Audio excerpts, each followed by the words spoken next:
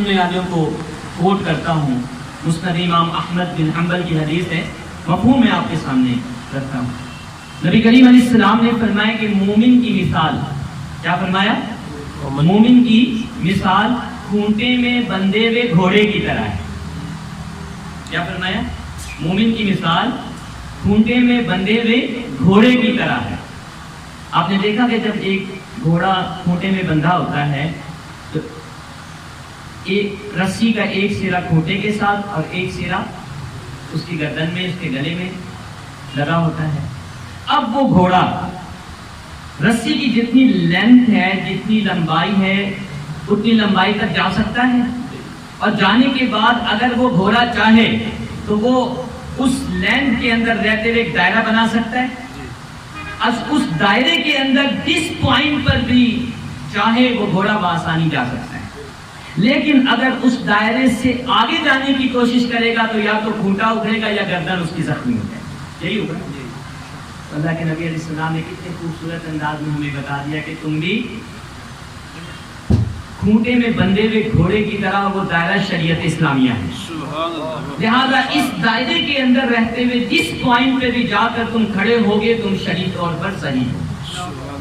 اگر اس سے آگے کراس کرو گے تو اس کے بعد سمجھو کہ تم ہاتھ سے نکل گے۔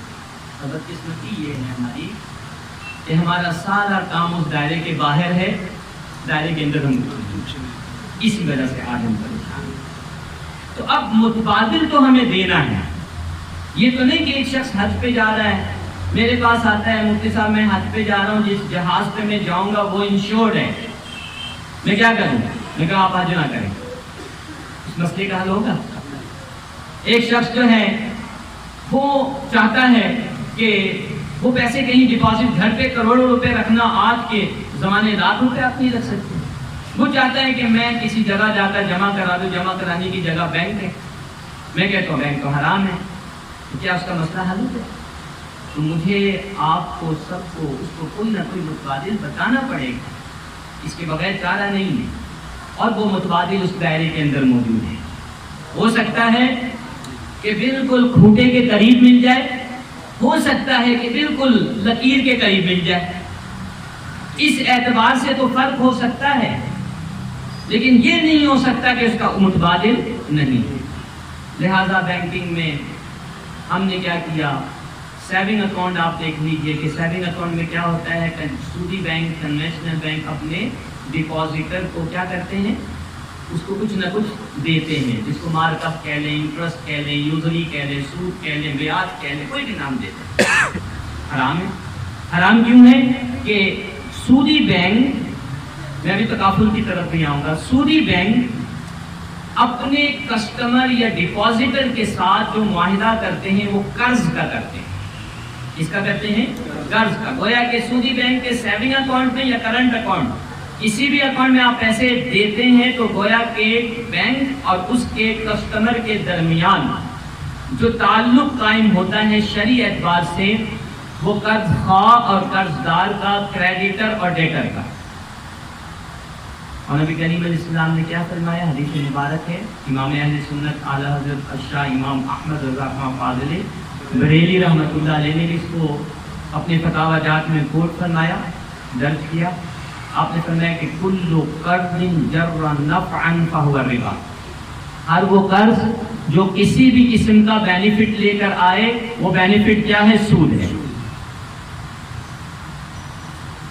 اب کیا کیا جائے؟ ایک شخص آتا ہے، میرے پیسے ہیں، میں ریٹائر ہوا ہوں، 10 لاکھ روپے میرے پاس ہیں، میں تو سودی بینک میں تو وہ پیسے رکھوا کر اس سے جو بھی لوں گا، علماء فرماتے ہیں کہ وہ سود ہے، لیکن میں تو چاہتا ہوں، میں ریٹائر ہو چکا ہوں، بوڑھا ہوں، کچھ مجھے ملے، تو اب کیا کیا جائے؟ کیا میں اس کو کہہ دوں نہیں جی آپ ایسے رکھ دیجیے پیسے، اور پیسے آج کے زمانے میں ڈی ویلیو بھی ہوتے، تو اب کیا کیا جائے؟ تو جب ہم غور کریں گے، اس دائرے کے اندر جا کے تلاش کریں گے، وہ جو دائرہ آپ نبی کریم علیہ السلام نے کھینچا، اس دائرے کے اندر جا کر تلاش کریں گے تو ہمیں بہت سارے آلٹرنیٹ متبادلات مل جائیں گے، ہم اس کے ساتھ مشارکہ کر سکتے ہیں، ہم اس کے ساتھ مداربہ کر سکتے ہیں۔ سمجھ میں آئی بات؟ ہم اس کے ساتھ ہم کہیں کہ جی پیسے لا کر دو، اگر ہم نے بھی اپنا پیسہ ملایا، اس کا بھی پیسہ ملایا، اور ملا کر ہم نے آگے کاروبار کیا شریعہ کمپلائنٹ وینیوز کے اندر، تو یہ کیا ہو جائے گا؟ مشارکہ۔ اگر صرف اس کے پیسے ہم نے لگائے، اپنی صرف محنت لگائی، تو ہمارا اس کے درمیان کیا کانٹریکٹ ہوگا؟ مداربہ۔ وکالہ بھی ہو سکتا ہے، 3 متبادلات مل گئے۔ یہ بھی میں آپ کو بتا دوں دلچسپ بات ہمارے علماء اکرام کے لیے، اسلام ایک دروازہ بند کرتا ہے 100 دروازے کھول دیتا ہے۔ ایک دروازہ بند کرتا ہے 100 دروازے کھولتا۔ بدقسمتی یہی ہے کہ 100 دروازے کو چھوڑ کر ایک پہ جا کے سب ختم آ گئے، یہ کھولو یہ کھولو، یہی کرتے ہیں۔ شراب حرام ہے، کتنے مشروبات اللہ نے حلال کر دی۔ آپ جائیے سڑک پہ، گنے کا رس آپ کو ملے گا، کیا کچھ نہیں ملے گا۔